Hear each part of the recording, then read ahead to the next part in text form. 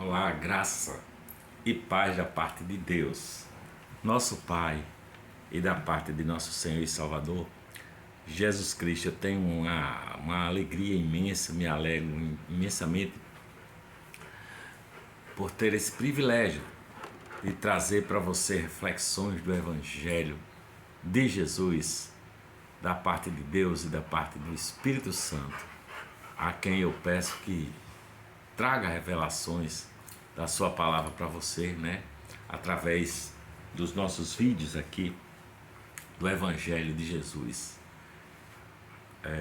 E hoje eu quero compartilhar com você um texto que está no Evangelho de Mateus, capítulo 16, a partir do versículo 13. Diz assim: E chegando Jesus às partes de Cesareia de Filipe, interrogou seus discípulos, dizendo: Quem dizem os homens ser o Filho do Homem? Quem dizem? O que é que dizem sobre mim?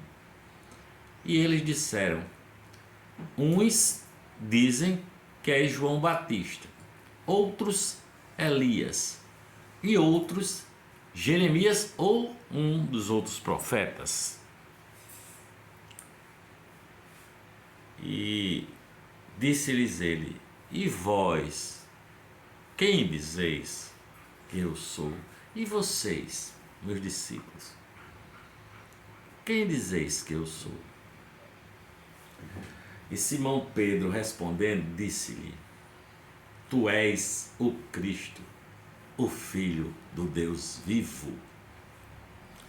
E Jesus respondendo disse-lhe: Bem-aventurado és tu, feliz é tu, Simão filho de Jonas, porque não foi carne e sangue quem te o revelou, mas meu Pai que está nos céus. Pois também eu te digo que tu és Pedro, e sobre esta pedra edificarei a minha igreja, as portas do inferno não prevalecerão contra ela. E eu te darei as chaves do reino dos céus, e tudo que ligares na terra será ligado no céu, e tudo o que desligares na terra será desligado no céu. Então mandou os seus discípulos que a ninguém dissessem que ele era o Cristo. Mateus capítulo 16, dos versículos de 13 ao versículo 20. Essa pergunta, né, de Jesus: quem dizem os homens que eu sou?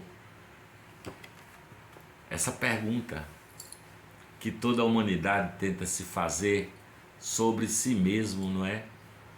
Pedro declara que ele é o Cristo, o Filho do Deus vivo. E Jesus disse: Não foi carne nem sangue que te revelou, mas meu Pai que está nos céus, por isso tu és bem-aventurado.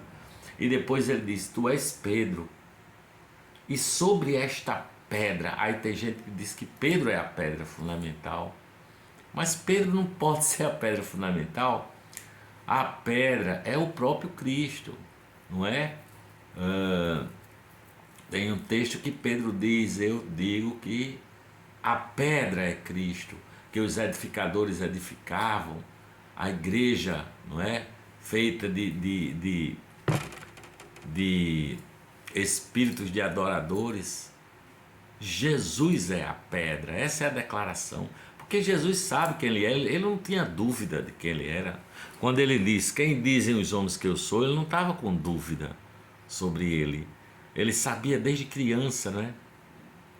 Desde ainda menino ele sabia quem ele era. Você lembra da história dele, bem garotinho ainda, com 12 anos, no templo, conversando com os líderes da lei, todo mundo admirado com a sabedoria dele. E quando o pai e a mãe o procuram 2 dias depois, e diz que estava preocupado, e ele diz: Olha, importava a mim estar na casa do meu pai.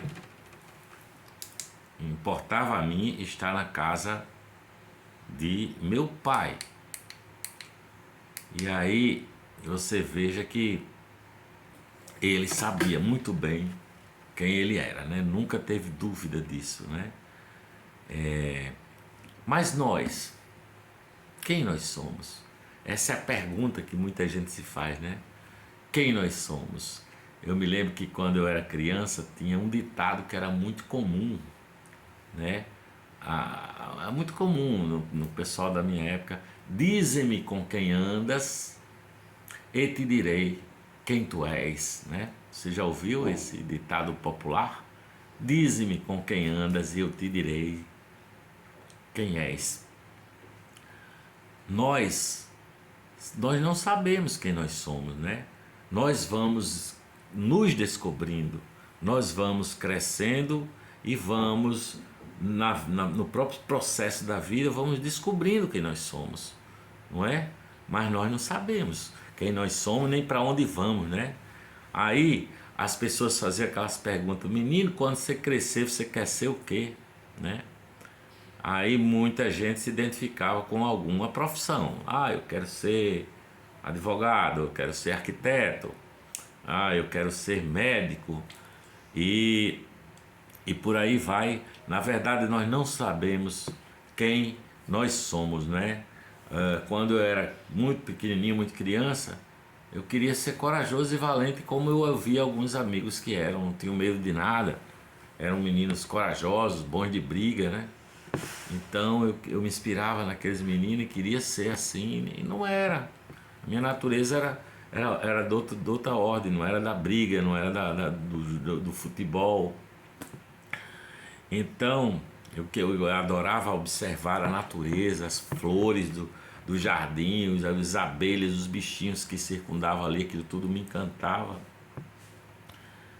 Mas eu queria imitar os valentões, porque, né, eu achava que isso ia ser bacana, ia ser agradável, e eu não me sentia assim muito bem colocado no mundo, então não sabia realmente quem eu era, né? Depois de adolescente e já adulto, eu quis imitar os meus heróis que morreram de overdose, né? Jimi Hendrix, Janis Joplin, Elvis Presley e tantos outros, né? Que eu admirava a musicalidade desse pessoal e achava que isso era a última cocada do deserto, né? A último biscoito do pacote era ser assim. Então fiz parte desse grupo também. Uma vez que a gente começa se identificando pela família, né? E eu achava que eu não me adequava muito bem à família, embora minha família seja maravilhosa. Meu pai já partiu, a mamãe continua conosco e é uma pessoa amorosa, bondosa, tem meus irmãos e tudo. Mas Jesus sempre soube quem ele é, não é? Quem ele é. Entendeu? Quando ele batizava, quando ele estava ensinando no templo, ele sabia quem era ele, quem era seu pai.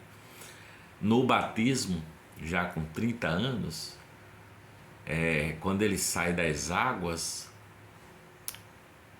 o Espírito Santo desce em forma corpórea de uma pombinha sobre a cabeça dele, e uma voz se ouve do céu dizendo: este é o meu filho amado, em quem eu tenho grande alegria.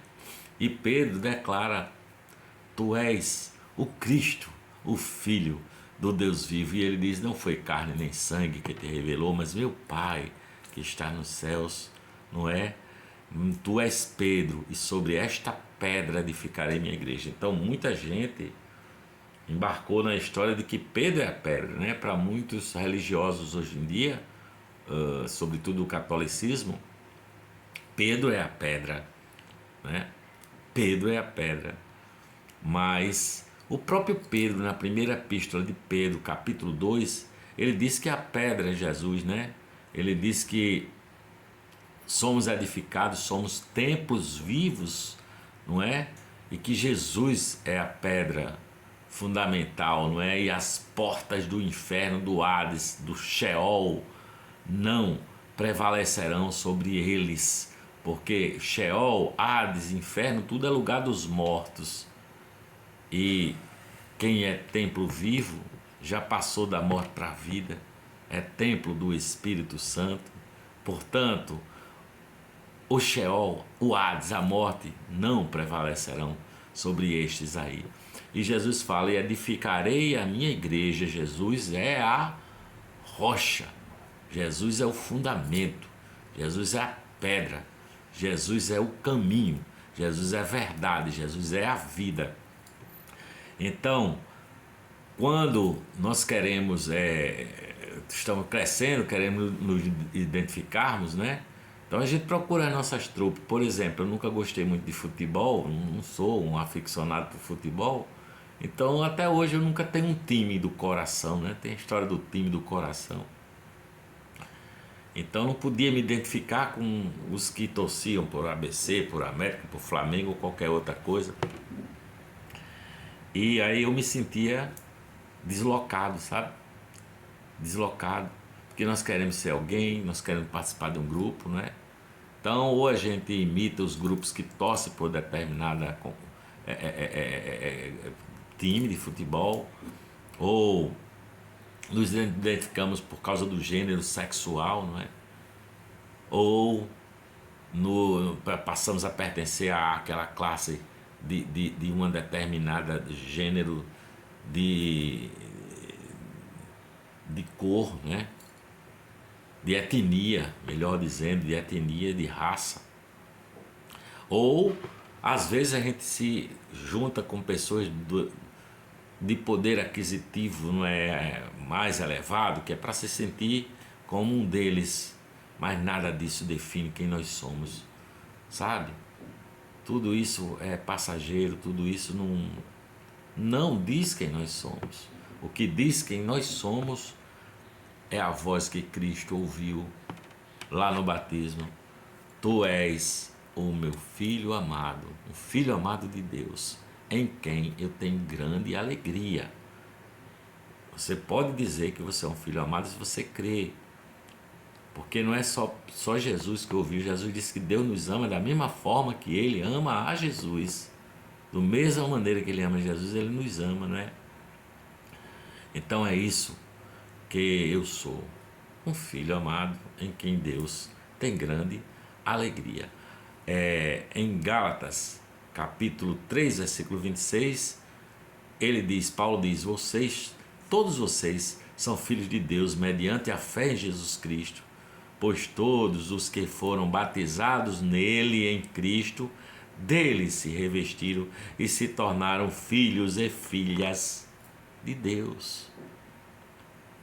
Gálatas capítulo 3 diz que não há grego, não há judeu, não há russo, não há alemão, não há homem, não há mulher, não há gay, não há lésbica, não há classe econômica A, B ou C, ou seja lá o que for.